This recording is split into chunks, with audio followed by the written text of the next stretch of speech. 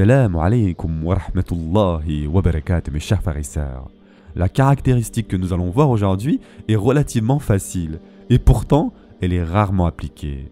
C'est un sujet d'une grande importance, mes chers frères et sœurs en islam, notamment pour les sociétés et les familles.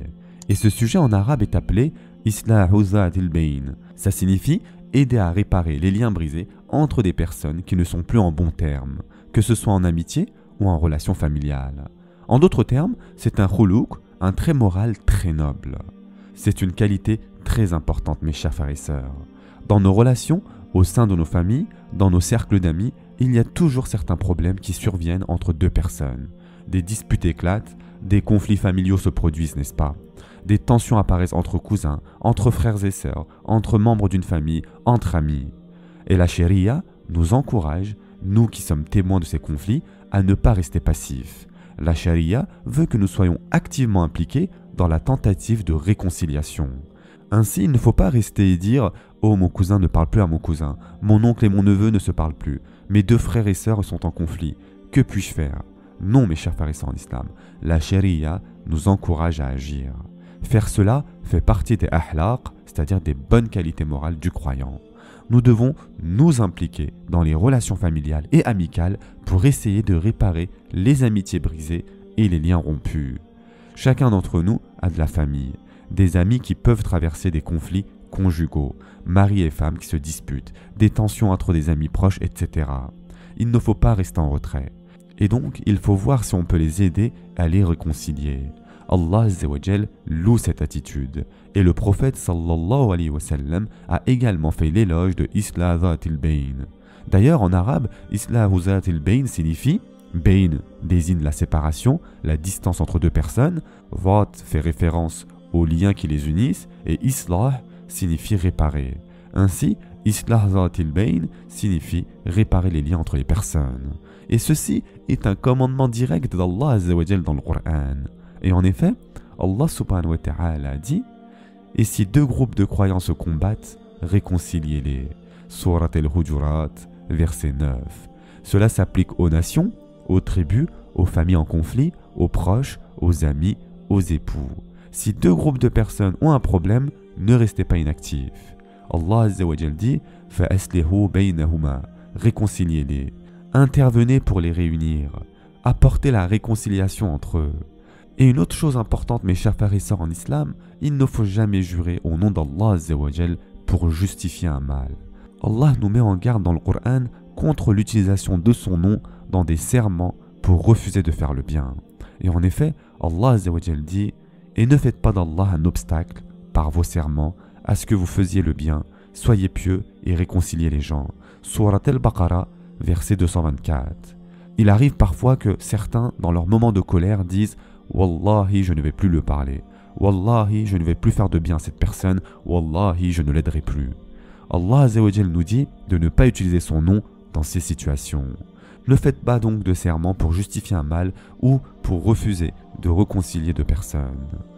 Mes chers frères et sœurs en islam, voyons l'importance de la réconciliation dans le Coran. Allah Azza wa Jal dit « Il n'y a aucun bien dans la plupart de leurs conversations secrètes, sauf si c'est pour ordonner une aumône, un acte de bien ou une réconciliation entre les gens. » Surat An-Nisa, verset 114.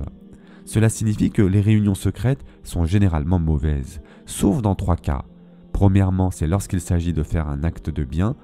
Deuxièmement, c'est lorsqu'il s'agit de faire une aumône. Et troisièmement, c'est lorsqu'il s'agit donc de réconcilier les gens.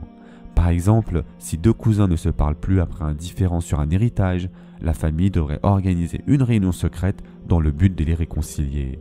Planifier par exemple un repas familial, une sortie, quelque chose pour les réunir sans qu'ils le sachent à l'avance.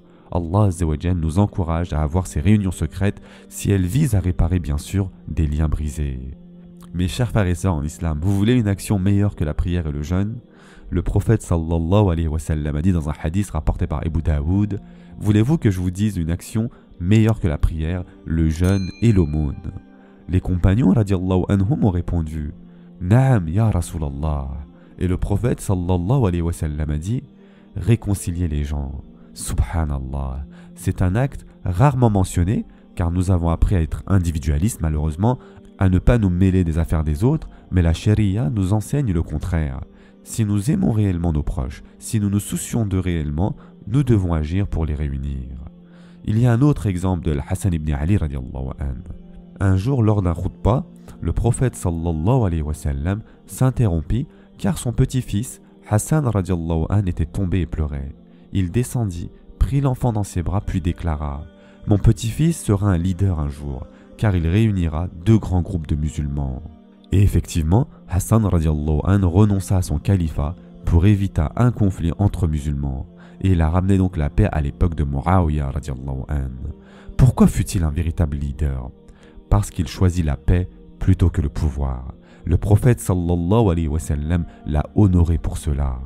Mes chers frères et sœurs en islam, un fait intéressant de la sira du prophète sallallahu alayhi wa sallam. Le prophète sallallahu alayhi wa sallam n'a presque jamais prié derrière un autre imam, n'est-ce pas?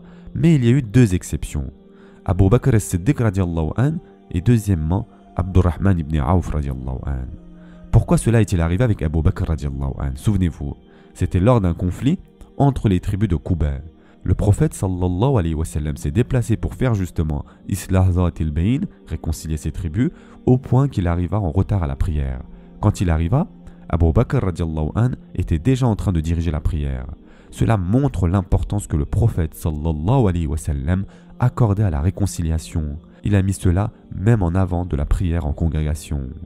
Alors Abu Bakr radiallahu anhu dirigea la prière pendant cette période.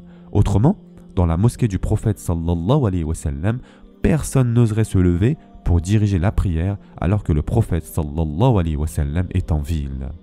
Une seule fois, cela s'est produit avant qu'il ne tombe malade vers la fin de sa vie.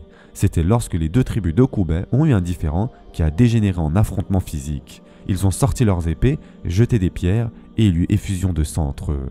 Alors le prophète sallallahu alayhi wa sallam annonça « Je vais à Quba pour réconcilier ces deux tribus ». Il partit donc après la prière de Fajr, puis l'heure de Zuhr arriva et il n'était toujours pas revenu. Ils attendirent encore, retardant le Zuhr pendant des heures jusqu'à ce qu'ils se disent « D'accord, nous allons devoir prier maintenant ». Ils regardèrent autour d'eux pour savoir qui allait diriger la prière. Ils dirent « Abu Bakr dirige la prière ». Ils savaient qui était Abu Bakr radiallahu anhu, le premier des compagnons. Alors Abu Bakr as-Siddiq radiallahu anhu se leva pour diriger la prière. À ce moment-là, alors qu'il était dans la deuxième raka'a, le prophète sallallahu alayhi wa sallam revint et se tint à l'arrière de la mosquée. Subhanallah, personne ne pouvait rester silencieux. Tout le monde commença à dire Subhanallah, Subhanallah. Toute la mosquée s'écria Subhanallah, Subhanallah. Abu Bakr radiallahu anhu ne se retournait jamais en prière. Mais lorsque toute la mosquée s'écria Subhanallah, il jeta un regard en arrière et vit le prophète sallallahu alayhi wa sallam debout. Le prophète sallallahu alayhi wa sallam lui dit « Makanak, reste à ta place ». Mais Abu Bakr as-Siddiq radiallahu anhu fit un geste, comme pour remercier Allah azza wa jal, puis il fit un pas en arrière. Quand il se retira, un espace vide se créa. Alors le prophète sallallahu alayhi wa sallam avança et compléta la prière en tant qu'imam. Après la prière, il demanda à Abu Bakr radiallahu anhu « Oh Abu Bakr, pourquoi n'as-tu pas continué ?» Abu Bakr radiallahu anhu répondit « Il ne convient pas que le fils d'Abu Quhafa dirige la prière devant le prophète Mohammed sallallahu alayhi wa sallam. » Ainsi, pendant un bref instant, il se tint devant lui, puis il se retira pour laisser place au prophète sallallahu alayhi wa sallam. C'est une magnifique histoire, n'est-ce pas? Et quelle est la morale de cette histoire? En 10 ans, c'est la seule fois où la prière fut retardée. Pourquoi? Pour réconcilier des gens. Ainsi, réunir les cœurs et apaiser les conflits est d'une importance capitale. Le prophète sallallahu alayhi wa sallam savait qu'il devait prier Zuhur, mais il savait aussi que la réconciliation était une priorité. Alors il a retardé la prière de Zuhur pour réconcilier deux tribus. Notre prophète sallallahu alayhi wa sallam s'impliquait activement pour apaiser les tensions et rétablir l'harmonie. Il y a de nombreux exemples dans la sira où il s'est interposé pour résoudre des conflits, même dans sa propre famille. Un jour, il rendit visite à sa fille Fatima radiallahu anha et demanda « Où est Ali ?» Fatima radiallahu anha fâchée répondit « Nous nous sommes disputés, il est parti, je ne sais pas où il est. » C'est la vie, cela arrive dans tous les mariages mes chers frères et sœurs. Ali radiallahu anhu ne rentra pas ce jour-là. Le prophète sallallahu alayhi wa sallam alla alors le chercher et le trouva endormi à la mosquée. Il était couvert de poussière. Le prophète sallallahu alayhi wa sallam le réveilla doucement et lui dit en riant « Lève-toi, ô Abu Turab », ce surnom signifiant le père de la poussière. Puis il le ramena chez Fatima radiallahu anha et les réconcilia. Subhanallah.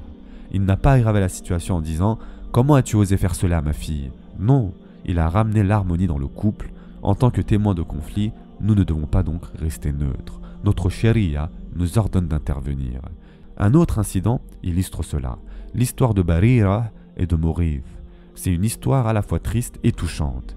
Barira, une esclave affranchie, avait le droit de quitter son mari, Mourith. Elle ne voulait plus de ce mariage, mais son mari l'aimait profondément. Il pleurait en public, la suppliant de lui donner une autre chance. Il la suivait partout en pleurant, implorant son retour. Le prophète sallallahu alayhi wa sallam, voyant cela, intervint. Il lui dit « Ô Barira, regarde-moi ce pauvre homme, pourquoi ne pas lui donner une autre chance ?» Barira demanda « Ô messager d'Allah, est-ce un ordre de ta part ou simplement une suggestion ?» Regardez sa foi, subhanallah. Si c'était un ordre divin, elle se serait soumise immédiatement. Le prophète sallallahu alayhi wa sallam répondit « Non, ce n'est pas un ordre, c'est juste une tentative de réconciliation. » Barira répondit « Je n'ai nullement besoin de lui. » Le mariage donc ne fut pas rétabli. Mais le prophète sallallahu alayhi wa sallam avait essayé. Car en islam, nous devons toujours essayer de réconcilier les gens. C'est une qualité du croyant. Cela semble simple, il suffit de parler et de réunir les gens. Mais c'est aussi difficile car il faut du tact, de la patience et de la sagesse. Et un dernier point important, mes chers frères et sœurs en islam, l'une des rares situations où il est permis de dire une chose inexacte est la réconciliation entre les gens. Le prophète sallallahu alayhi wa sallam a dit « Ce n'est pas un mensonge quand on dit quelque chose pour réconcilier des personnes. » Qu'est-ce que cela signifie exactement? Cela signifie que si deux cousins sont en conflit, vous pouvez aller voir l'un et dire « Tu sais, ton cousin se souvient des moments passés ensemble, il regrette ce qui s'est passé. » Puis aller voir l'autre et dire quelque chose de similaire. Vous préparez ainsi le terrain, vous adoucissez les cœurs. Vous avez le droit d'employer des paroles adoucies, même si elles ne sont pas strictement exactes. Et un érudit a dit « Allah permet une parole inexacte pour rétablir les liens, mais il déteste une vérité qui brise les liens. » Réfléchissez à cela, mes chers frères et sœurs. Allah Azza wa Jal autorise une parole adoucie qui réunit, mais il hait une vérité blessante qui divise. Comme par exemple la médisance. Vous entendez quelqu'un dire du mal d'un autre, pourquoi aller le rapporter et semer la discorde? Gardez le silence, préservez les relations. Le croyant doit toujours chercher à unir, pas à diviser. Et Allah Azza wa Jal dit dans le Coran, les croyants ne sont que des frères, alors réconciliez vos frères entre eux. Surat al-Hujurat, verset 10. Qu'Allah Azza wa Jal fasse de nous des artisans de la paix parmi nos familles et nos amis. Ce sera tout pour aujourd'hui. Je vous souhaite dès maintenant un bon sahour. En attendant, prenez soin de vous mes chers frères et sœurs et à demain, Inch'Allah.